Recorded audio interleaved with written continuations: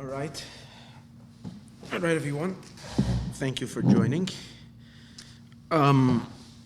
We will continue. This week is actually Parshas Seitzei, and this is the Dvar Malchus from Parshas Seitzei, which we started 2 weeks ago. This is part 3. I regret that last week's YouTube didn't work. The mic, I think it was a problem. The mic was on mute. So those who wanted to hear it, the part 2, I don't have that. I just have it. There might be a recording from it, but I don't have it on YouTube. So a good idea is to learn the Sikha yourself. That would be great. I'm going to go over maybe a point or two from what we spoke last week, and we're going to continue. The thrust and the questions that we had in this fabulous, fabulous talk that is just, I realize now that if we really, meditate deeply on what is being taught over here and learn it well and think about it, this is life transformational. This is really, really something else. This creates such a change in our entire, not just attitude, but our reality in the days that we're here right now. In any case, so what was the question? The main question is, how do you have this week's Shabbos is going to be both. In the morning we read Parshas Seitzei, and in the afternoon we read Parshas Kisavai. So the Rebbe asked, Seitzei and Tavai are two opposites. There couldn't be more opposites. Seitzei means going out, and Tavai means coming in. How do you have one Shabbos where you're going in and you're going out? Which one are you? What's happening? Are you going out? You're coming in.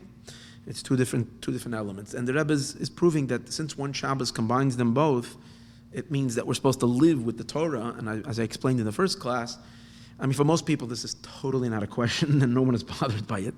I don't think anybody was bothered by a question like this until the Rebbe comes along, because this idea that the Alter Rebbe says that you're supposed to live with the Parsha of the week is something that the Rebbe takes very, very, very seriously. And living with the Parsha of the week means you really feel it. And for an average person, no one would even think of this as a contradiction. Okay, so you're reading this and you're reading that. But if you're living, you see what I'm saying? If you're living with the message of Ki Seitzei, and if you're living with the message of Ki Savai, then something is wrong, because you can't live with two opposite messages. That's the problem. And especially as we spoke, it's not just going out or going in, it's the whole theme. Ki Seitzei represents a hostile world that you have to fight with. Ki Savai represents the ultimate state of tranquility. You're going into Eretz Yisroel, everybody's living on their land, you're sitting in your own home, in great wealth, in great achievement, everything has been done already. It's the ultimate satisfaction that comes when everything is perfect, when the world is at peace. And here you have 1 week that has them both. So how do you reconcile both of them? And the theme that the Rebbe reveals over here is that a Yid, the whole idea of Parshas Seitzei is the concept that we have to be able to live, we have to be able to work during the period of work, that our period of work should have the tranquility and the calmness and the peacefulness of the days of Mashiach. That even though life is a battle, and it's a very, very rough and difficult, challenging world that we're living in, and as it's called, a war, and we might say it's a bloody war, but a Yid has the ability to live within the world and at the same time be completely outside of it, be in it and above it.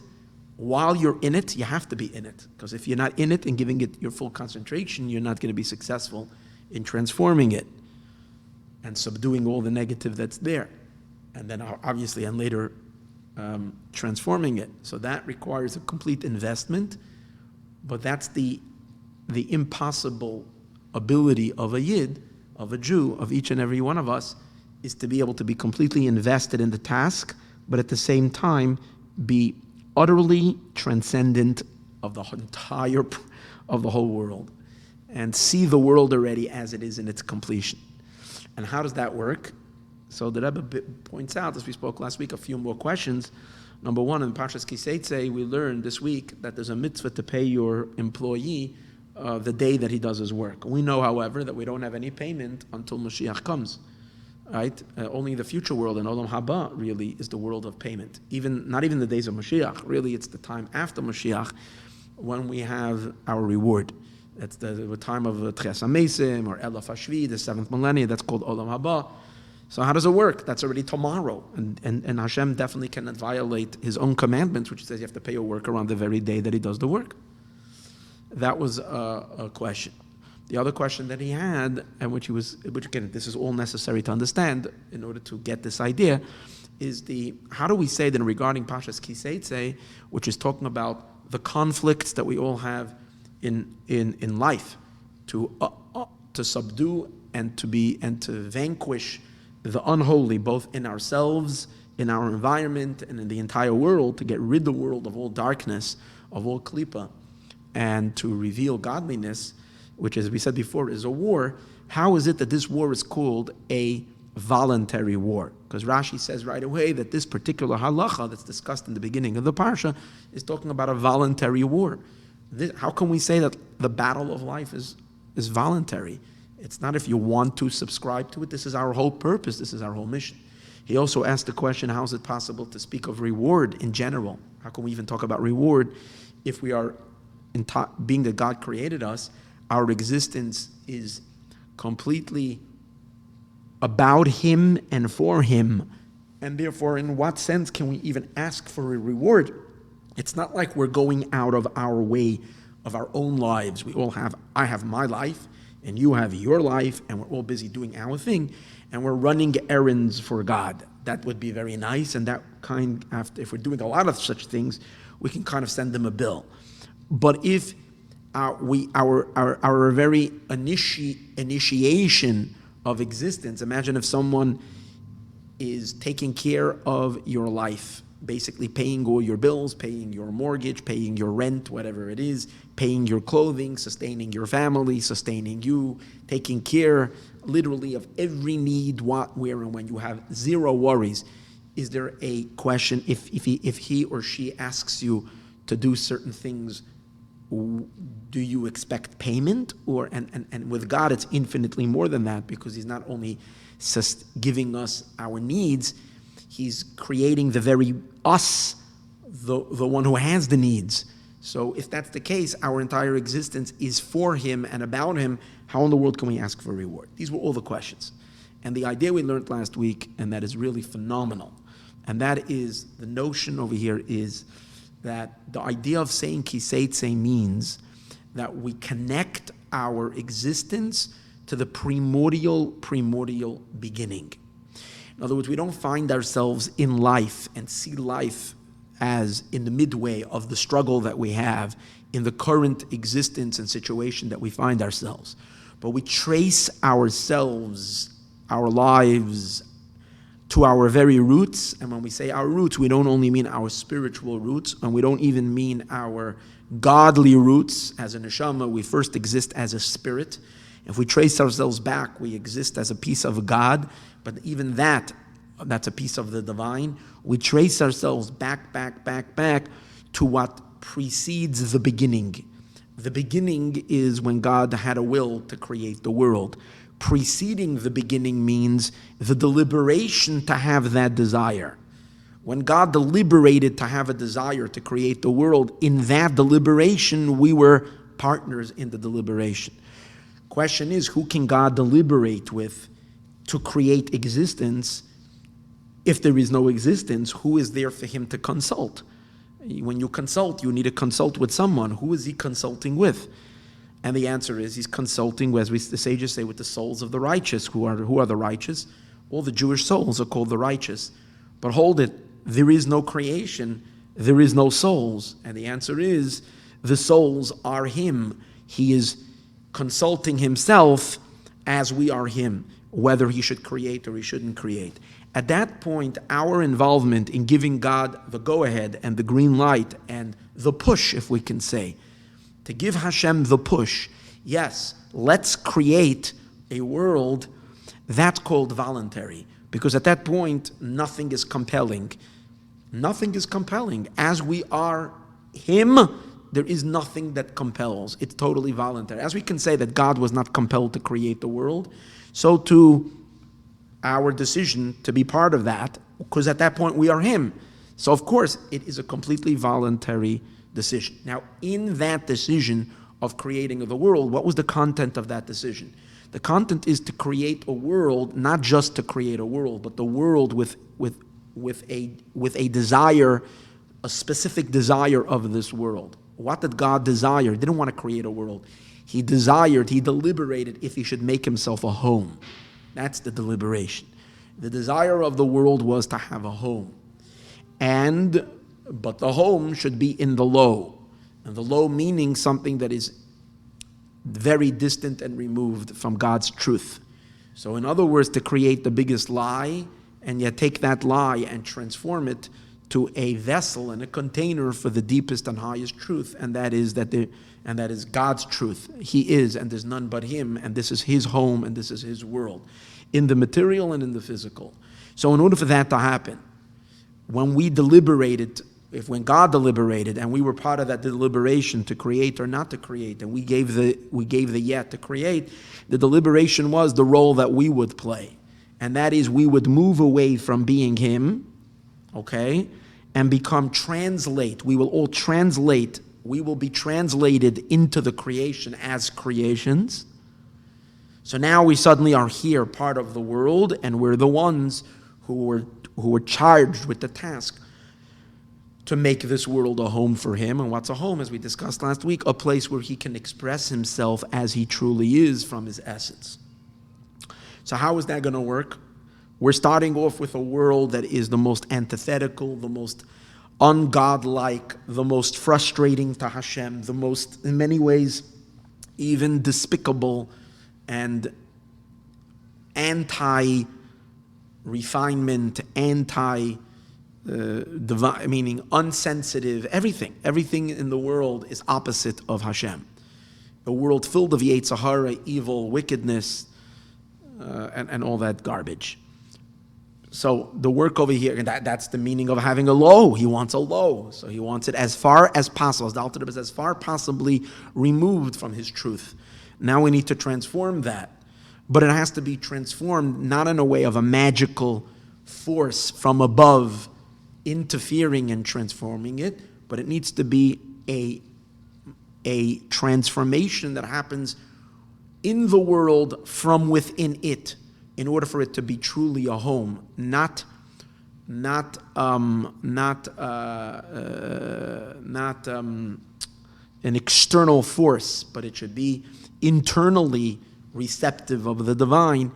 It needs to change from within itself. It almost means without any divine intervention in this process. It has to be part of the world. For that, the changers who are going to change it are going to have to be in the world. Not only in the world, part of the world. Not only part of the world, but part of the lowest part of the world. And that's what happens to the souls, that the souls descend. It's not enough that they become souls, which already is an identity outside of God. They have to become bodies. They have to become part of the material of the world. So much to become a body that your body becomes your identity. That means you are a worldly, physical, earthy being. Okay, now how are we going to switch the world around? From in it, within it, we change it. But hold on, once we become bodies, then we're already disconnected from Him. So obviously, in order for us to be able to just make a home for Him, we have to know His desire. For that, we need to have our neshamas intact. So it's not like our soul becomes a body, our soul enters the body. But it's operating through the body, and therefore we could say it is 100% legitimate to say that the changers and transformers of the creation to be godly are of the creation, because we're physical. And if I ask you or me, what do you feel more in your daily lives? You need to daven mincha or you need to eat lunch? Which one is more compelling? Which one is more urgent? I think for most Jews, besides a handful of righteous tzaddikim, for most Jews, it's more compelling that I want lunch than I want mincha. That's the way it is. That means we are more earthy than we are godly, at least in our consciousness. So we definitely qualify as being the creation. Now, on the other hand, we can't lose contact with the mission. It's not, if we become creations and we just become creations, that we become part of the law and nothing happens. We have to maintain the consciousness that we are divine beings down here so that we can do things and make the world the way God wants it. We move the furniture around. What's in a home? A home is a design where you create and make everything. The room temperature, the music that's playing, the decor, the food that's served, everything feels homey. It feels right. It feels like you want it and like you want things at your very core. That's how you're comfortable in your home. So that's the idea of Hashem having his home, okay? So we become part of the world. So now, before we go further, let's just say, so now we understand for a moment this idea of Seitzei. The idea of Seitzei is that if we, while we're here in the world, we bear in mind and we remember that we were part of the decision making. We left the spiritual divine realm voluntarily because we jump-started this whole project. We instigated it. We drove it into existence.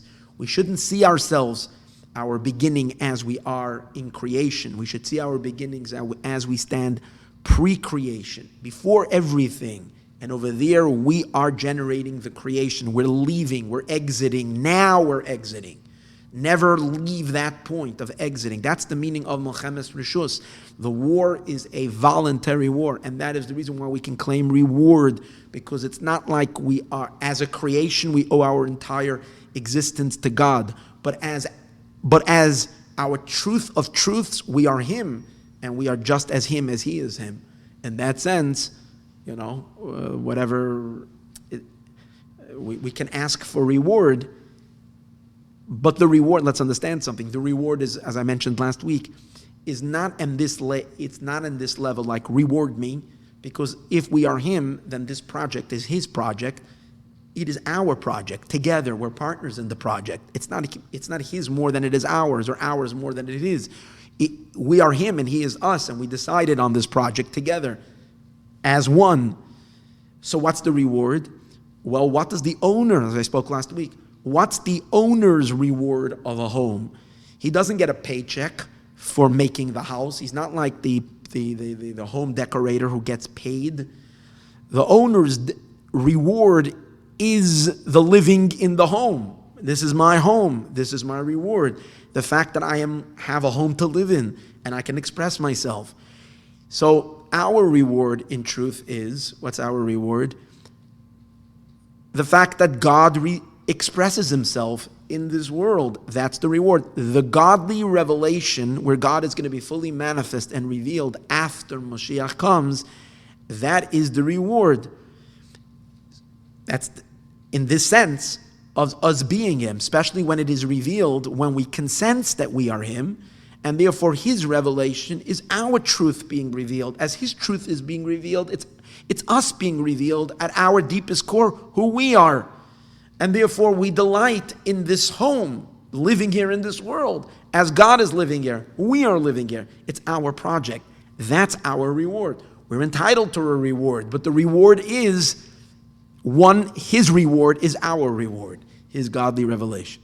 When we appreciate that, and when we understand that, we really understand that we are being rewarded not only after the work is over, but we are being rewarded actually right now, during the time when we are making the home for God. Because, and here's the next very important point, how do we make this home for Hashem? We make this home from Hashem during the 5,500 years until Mashiach, from creation until the end of time, or 5 757, we're holding 79 years in which we are tasked to make this home. How are we making the home? As the mitzvahs are His home. So when we're putting on tefillin, we're making this world expressive of God's will. As I spoke last week, He has a strange will to run around with leather straps in this world. That's his will. He has a will to rest on Shabbos. He is resting through our resting. He is wearing tefillin through our wearing tefillin. He likes lights Friday night, lit at a specific time across the entire world within a 5-minute. I mean, obviously, most people like that 5 minutes.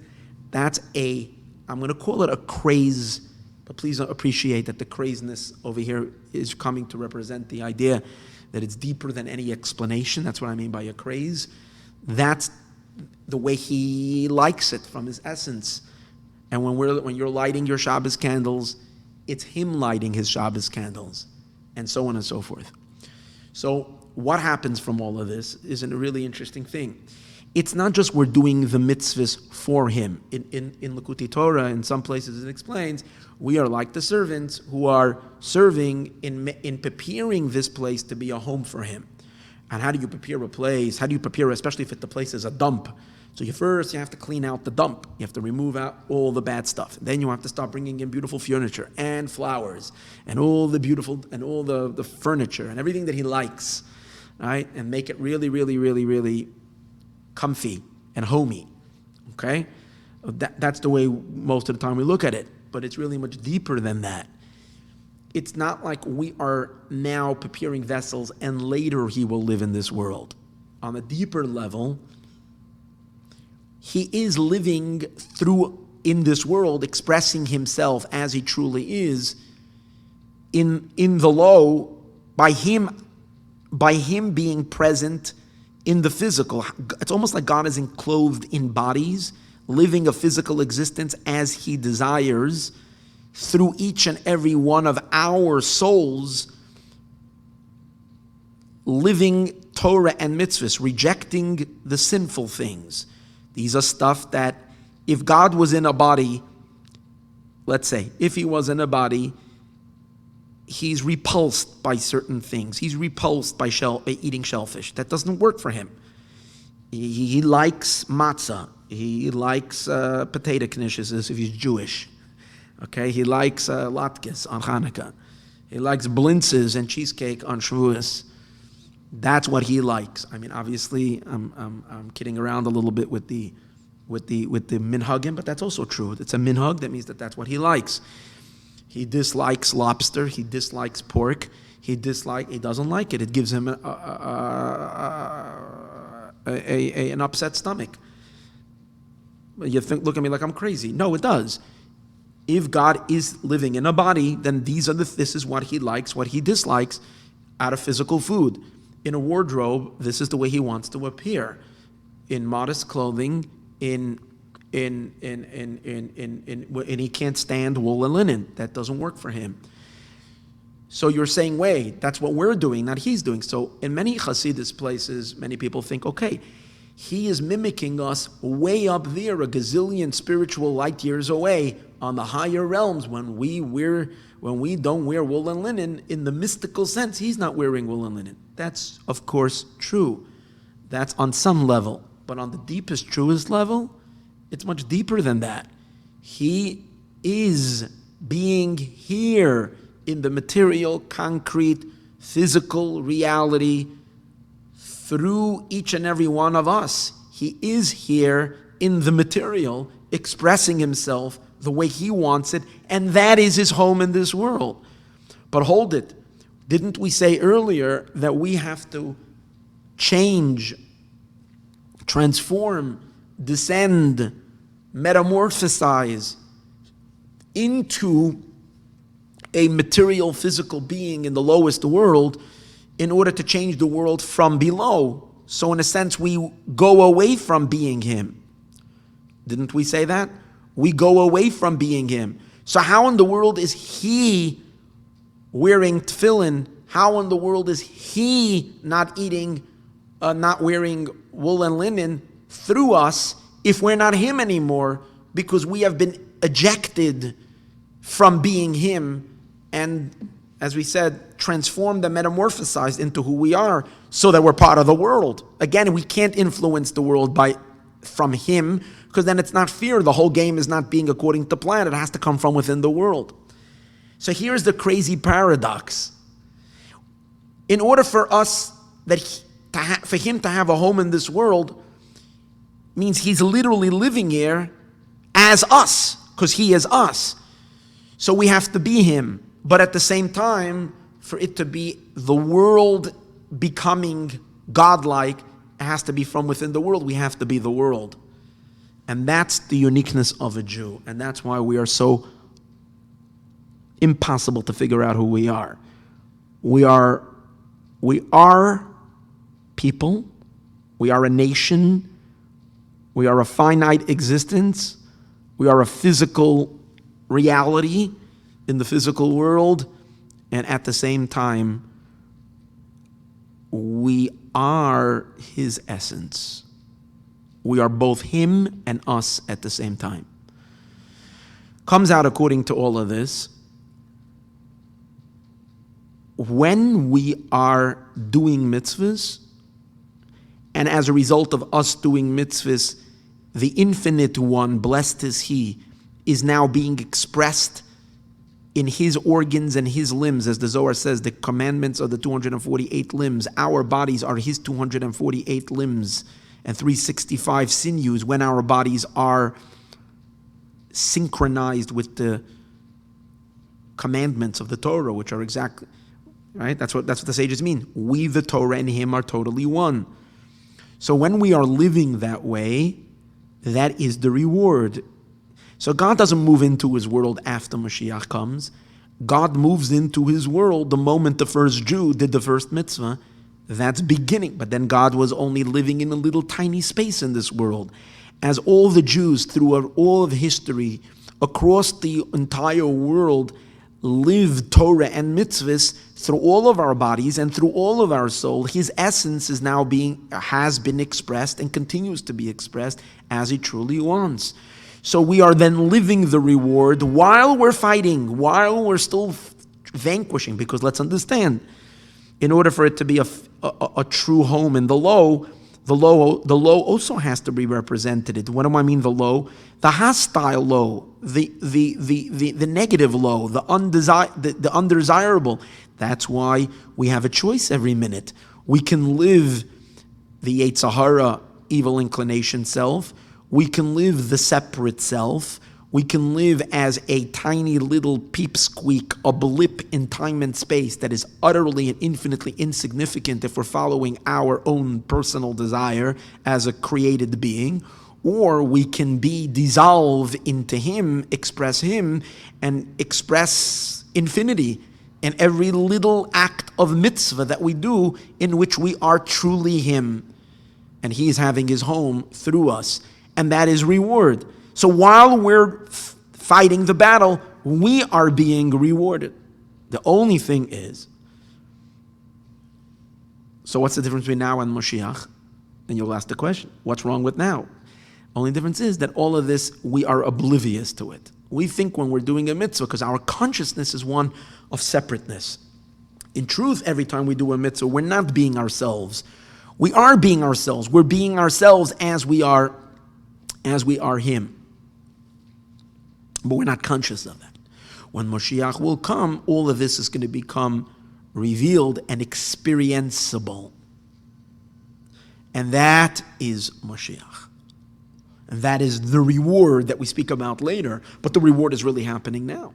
So is God paying us on time? We asked before the question. Of course he's paying us on time. We're being paid while we're doing it. And the Rebbe adds another point. Not only are we being paid as we're doing it, but even that little bit that we're missing. And what are we missing? We're missing the consciousness and the awareness of this while we're doing it. And that's why the joy and the pleasure and the delight, sometimes a mitzvah and living the Torah way feels burdensome, feels difficult. So, feels burdensome, it feels difficult. So the Rebbe says, yeah. So we might argue that you can't say it's really the reward, that we're really experiencing the reward now, but we really are. Why? Because even that revelation, which is only going to happen Once Mashiach is revealed and the third temple is rebuilt, that's when we're going to have the revelation and the experience of all of this. The Rebbe says that we have that key in our hands to make every single one of us to make that happen. Because all that it takes to make that happen, to blow the lid off the cover. Sorry. What's the expression? To blow the cover off? To blow the lid? To blow the cover? Whatever.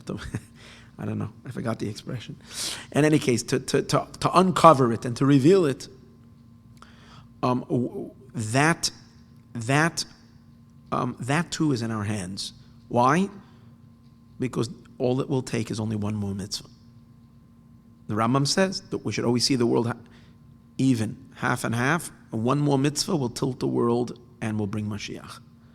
Since that one act that is necessary is in each and every one of our hands, so even that is not considered lacking. In other words, if I told you and I promise you that I'm going to give you my magnificent vacation home on the whatever, I don't know, some magnificent place in the Fiji Islands, and you're there, and I gave you the key. You're standing outside. You just have to unlock it. It's up to you. You can't say I didn't give it to you. So we have it. It's in our hands. That's the idea of this unbelievable idea of ki Seitzei. Is if we can live with that reality and that consciousness and that understanding, and then the war, the ki Seitzei and the ki Savai are happening at the same time. Ki Savai is considered the reward and the coming into the land and all that things, and they're both being achieved simultaneously at the same time they're happening. That's how we can have them on both Shabbos.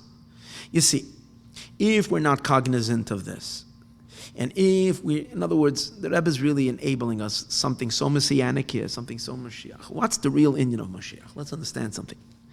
The real power of Mashiach is not so much what he does in the world. The real power of Mashiach is that he opens up our consciousness to messianic living, to redemptive life. This is the unbelievable empowerment. This thought that the entire future is here now already, and that we have the ability to transcend the entire process, which is a bitter, bloody,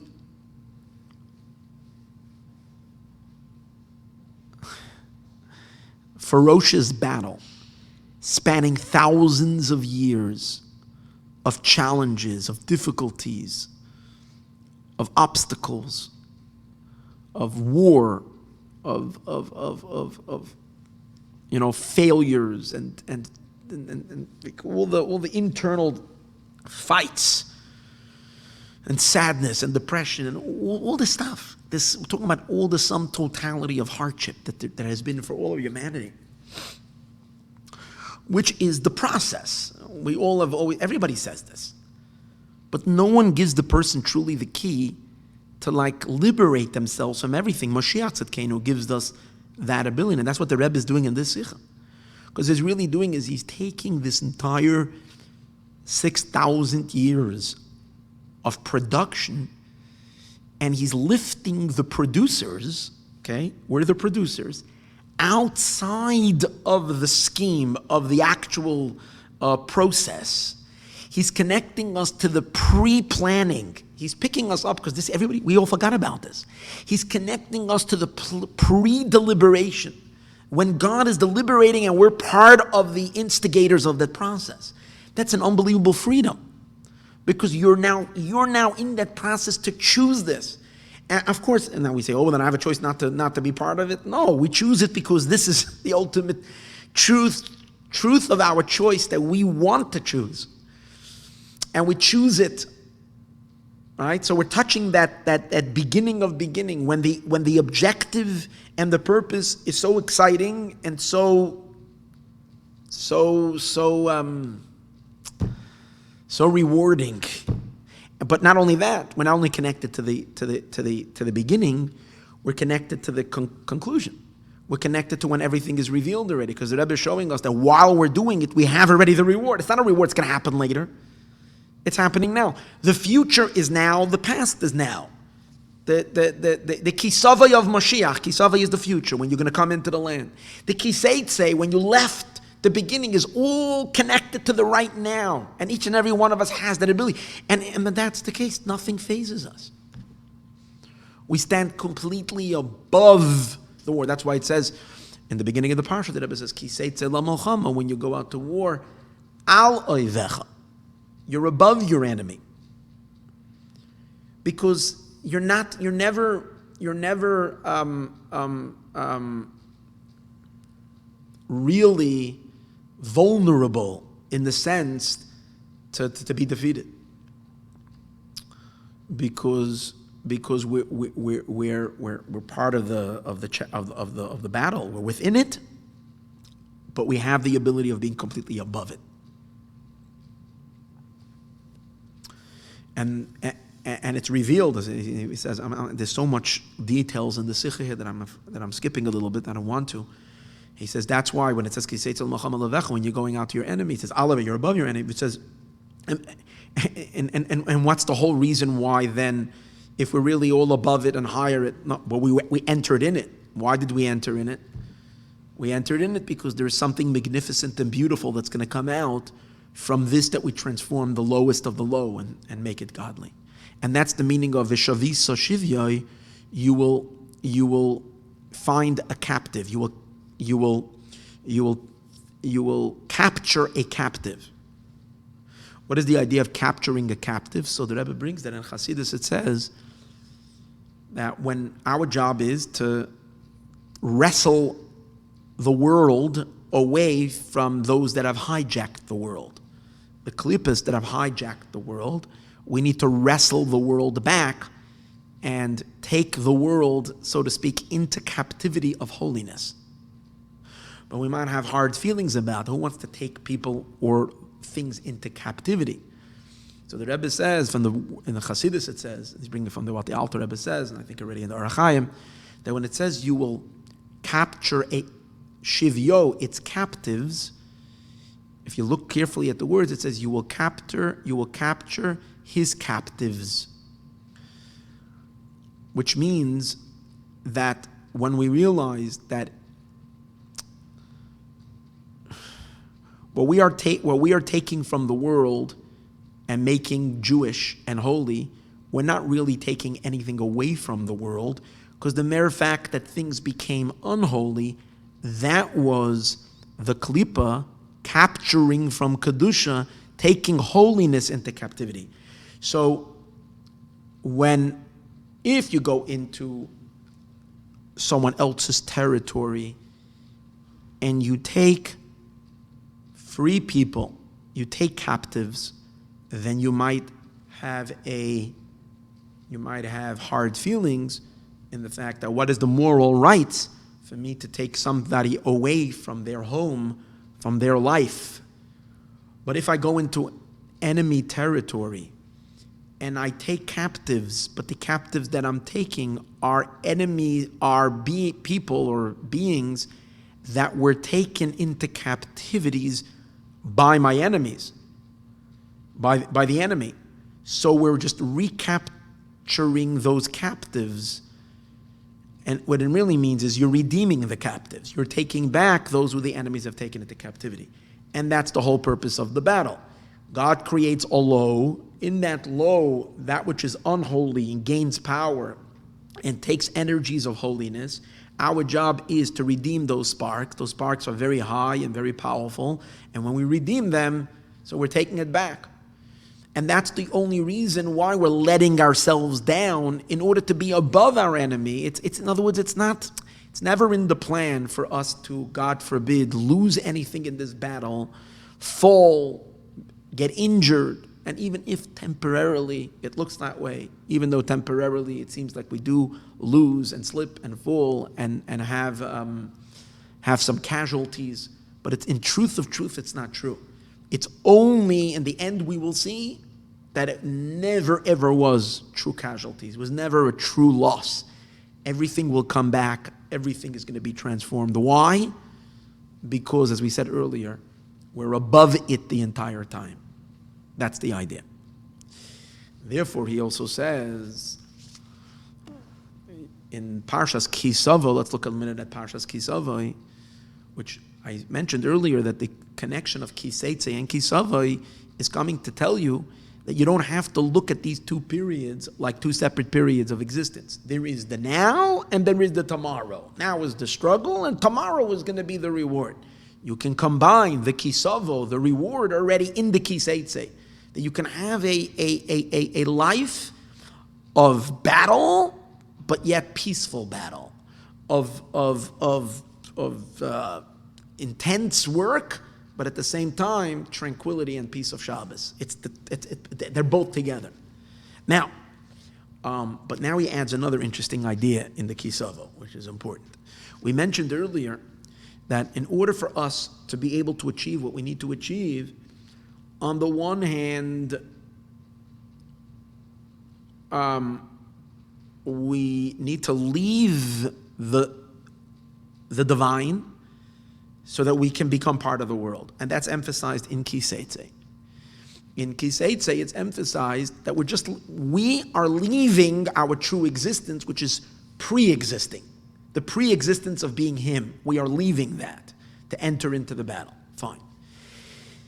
That's the Rebbe says that is continued in Kisavo. For a moment, let's change the meaning of Kisavo from what we were talking about till now and add another meaning to Kisavo. Kisavo means that our condition in this world is not enough that Seitzei, that we feel we're leaving God.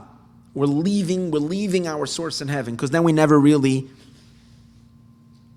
really going to become part of the world and truly fix it if we're always feeling that we just left.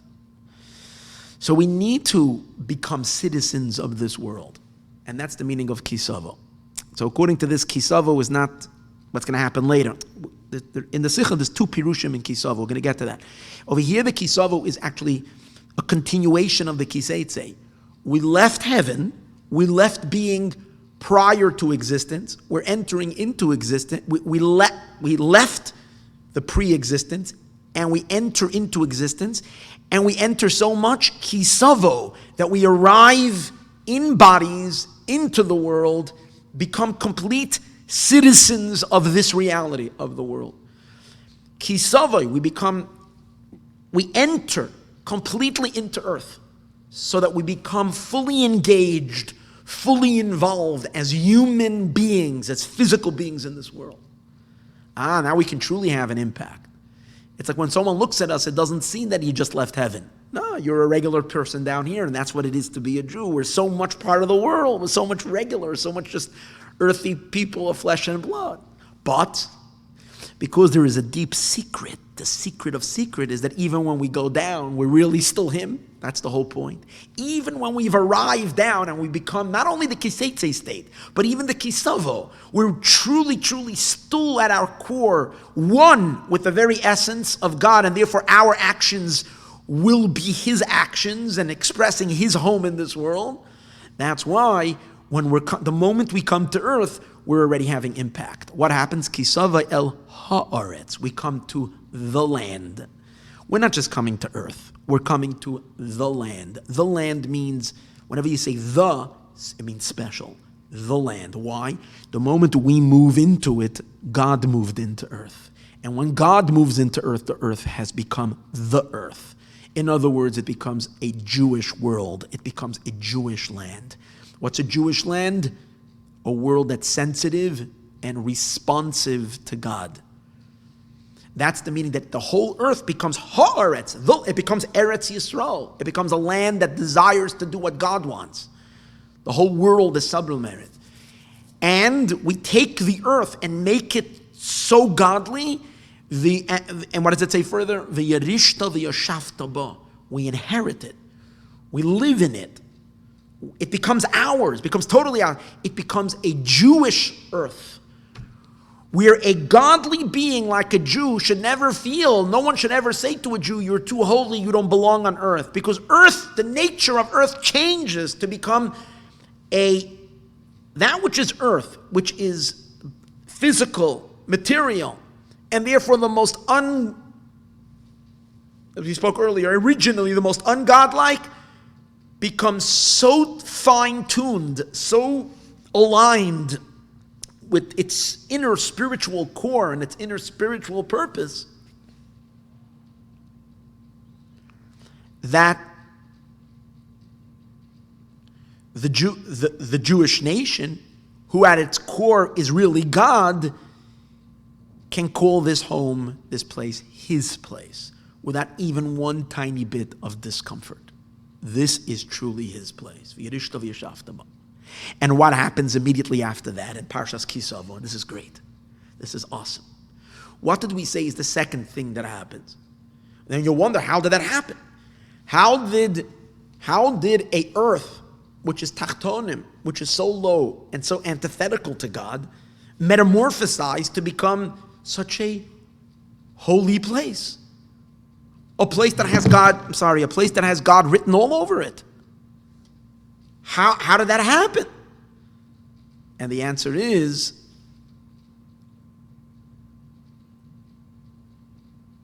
because Jews were living here. Because me and you were living here, all of us.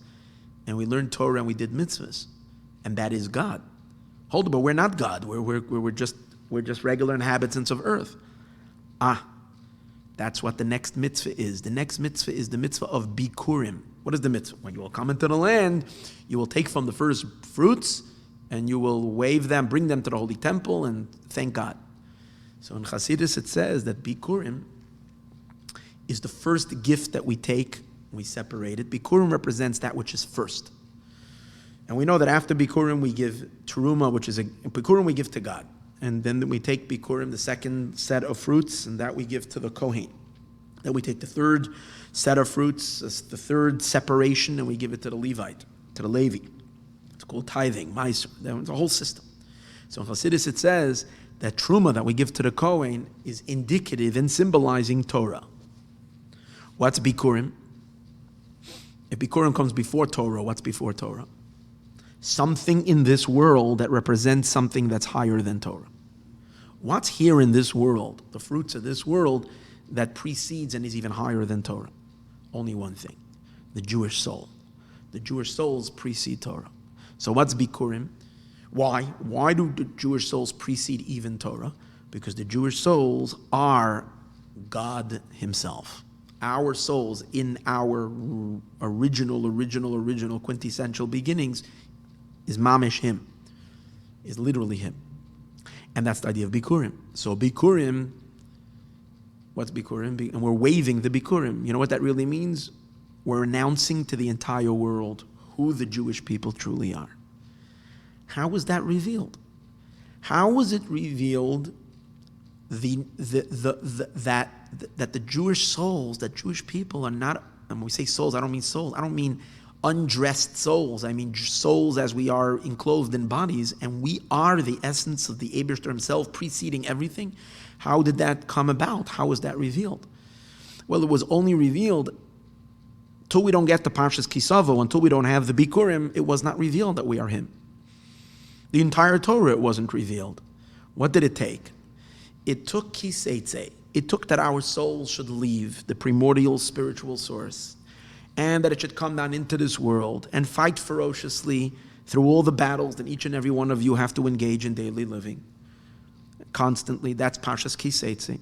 And not only that, we have to make our way into the earth to become so much part of earth. That means we have to be so downgraded at Kisavo that we have to literally enter into this worldly existence and become worldly like everybody else. So you can't tell the difference between the Jew and the non-Jew in the sense that both seem to be ordinary physical beings in this world. That's the idea of kisavo, you have arrived in the earth. And only after kisavo, what do you discover? Hey, the fruits that grow, that's bikurim. Bikurim are the Jewish people that are above everything. That means that our essence is only revealed after and as a conclusion of the Seitzei, and the kisavo brings out. After everything, we find the bikurim. So this whole idea is fully expressed in these two parshias, Seitzei, kisavo, coming together in one Shabbos. The Rebbe says, I'm skipping around a little bit, that this is also the notion and the idea of Chodesh Elul, the month of Elul. Chodesh Elul, because the time that we read this is the month of Elul. And in the month of Elul, there is an emphasis. Elul stands for, Elul is the Rebbe says in the month of Elul, we see these two things coming together. The work and the reward. That the work and the reward can happen simultaneously. Again, that can only happen simultaneously if the worker is the boss himself. That's when the reward happens simultaneously. So where do we see that in Chodesh Elul? Because in the month of Elul, you have two opposites. On the one hand, we're concluding last year. And that's why we're supposed to make a cheshbon hanefesh. We're supposed to do some spiritual reckoning and soul searching. And it's our avodah to fix everything that maybe was lacking in the past year. To complete. That's our avodah. To complete whatever it was that was lacking. On the other hand, Chodesh Elul is also a preparation for the up-and-coming year. As we set the tone for our service of next year. We prepare our mentally, emotionally, spiritually. We set our minds of projects, what we're going to do next year. We complete last year. So the Rebbe says that idea that we have a month that's finishing last year and setting the tone for next year, if you think about it, that's really the combination of work and reward. Why? Because once we finished last year, we're now already in the time of what's called tomorrow to receive your reward. We finished the work of a whole year. So now we have to get the reward of it. So we're already right now ready for the reward for all the work we did in the year 5779. But on the other hand, we're starting, no one is, chilling out and going to sleep. We're setting the tone for the work for 5780. Which is work. So at the very same time that we're going to be working for 5780, the work that we need to do, we are now in the period of the work of the reward for last year. So in the month of Elul, you got the combination where at the time reward and work is coming together, and that's the whole idea of this whole Seitzei kisavo. Reward and work happens together. That we can be so joyfully involved in the work because the work is the pleasure of being who we truly are as being one with Him. And the Rebbe says that's also hinted to in the word Ani Ledodi V'dodi Li. Ani Ledodi means I am to my beloved, which represents the time of work. Ani Ledodi, I got to get close to God. Elul is the acronym of Ani Ledodi. I got to get close to Him. What it means, and then V'dodi Li, God will respond to me. So the Rebbe says, first of all, the very idea that we say at the beginning, before we start everything, Ani Ledodi, I am to my beloved, is representing that even right at the beginning of the work, I already recognize that we and our beloved are totally one. I am to my beloved. We're talking about marriage. We're talking about fusion. We are the other side of Him. We're His wife. Wife and husband are really one soul. Ani Ledodi, V'dodi Li, my beloved, is three. We are one. That revelation of the oneness of us and Him, which is the whole theme of all of this, because if we're not one with Him, then we're outsiders to the project. But this is His project, which we are Him. That's expressed in Ani Ledodi V'dodi Li. Especially as the Rebbe says that it's related to marriage on many levels. This is the concept of marriage. We know when Mashiach will come, there will be marriage between God and the Jewish people. And he says, also he concludes at the end of the Sikha, that on this Shabbos is going to be Yud Daled Elul, which Yud Daled is the day before Tezvav Elul, which represents the time when the moon is full, and the fullness of the moon represents the union between God and Israel, because the sun is compared to the the sun is compared to the sun is compared to Hashem, and the moon is compared to us. And when there's a full moon, means that the moon, which is the Jewish people, are fully receiving from God, which represents the fullest union between Hashem and the Jewish people. So it's the fullness of the moon. It's also the anniversary on Erev Shabbos of the previous Rebbe's wedding. So the Rebbe says the wedding of the previous Rebbe, just like every wedding is indicative of the marriage of God and Israel, definitely the wedding of the leader of the Jewish people definitely represents a very general thing, the marriage between God and Jewish people. And especially the leader of Chabad, the Rebbe says, where in Chabad it is, the leaders of Chabad are even more emphasized how their personal lives representing, and especially their wedding, is the wedding of God and Israel, because he says the whole idea over here of, we're talking about wedding, we're talking about fusion, revealing the oneness of the soul with God, which happens when we study Torah, and primarily when we study the hidden part of the Torah in a way of completely comprehending it. That's the novelty of Chabad Chassidus, that we can comprehend it. The fact that we human beings can comprehend infinitely godly ideas and understand it can only be because we are Him, are totally one. So in their wedding, and by the way, he says there are two anniversaries of Chabad Rebbe's weddings. One is on the 11th day of Elul, the 5th Rebbe, Reb Shalom Dov Beretz's anniversary, and the other one is the 13th of Elul. And then we will go into Yud Dalet and Tezvav Elul, which represent that union. And it's also, Elul is 40 days, and concludes on Yom Kippur, which Yom Kippur is the time of the marriage between God and Israel. And all of this, so especially the Rebbe says that that year that the Rebbe was talking about is the year Tafshin Nun Aleph, which is the word Tinaseh, which Tinaseh stands for the word, also means Nesuyin, which means wedding. And it's also related to Mashiach, because by Mashiach it says Venisa, that Mashiach will rise higher. Tinaseh means to lift up. And the Rebbe says, what's the shaykhus of Mashiach to Tinaseh, to lifting higher, is because Mashiach is the most elevated soul, and also he reveals how the Jewish people, he elevates the Jewish people to the highest pinnacle by revealing how one the Jewish people are with God, by revealing the spark of Mashiach that's in every Jew that is one with Hashem, which is the idea of ultimate marriage. So this is all, and again, when we are married to God, then we see the work not as work, but we see the work as expression of self, and that we have the reward during the time of the work. So the conclusion of all of this is that the Rebbe says that we need to reveal to the entire world. There's so much here that I didn't get a chance to say, but I don't want to have to learn this another week. Hopefully next week we're going to be already with Mashiach Tzidkenu in Eretz Yisrael. But the lesson of this is that we have to reveal and tell the whole world that we've already completed all the work for that is necessary. The Rebbe says actually in Chodesh Elul Tafshin Nun Aleph, we've completed already all the work that the Jewish people needed to complete in fixing this world and making the home for God. The work is done, it's time for the reward. And because it's time for the reward, the Rebbe says, therefore the Hayrah is that we have to start focusing on studying about the reward, not so much studying about the work. It's time to study about the reward. And how do we study about the reward? By studying about Mashiach. Everybody should be learning about Mashiach as much as we can. By doing that, we will reveal this unity. That's generally the thrust and the ideas that we learned over here. Be'ezus Hashem, we shall continue next week, Wednesday, on Chai Elul. Join us. Zayga benched everyone, and a good week, and Shana Tova, and Be'ezus Hashem, Mashiach now.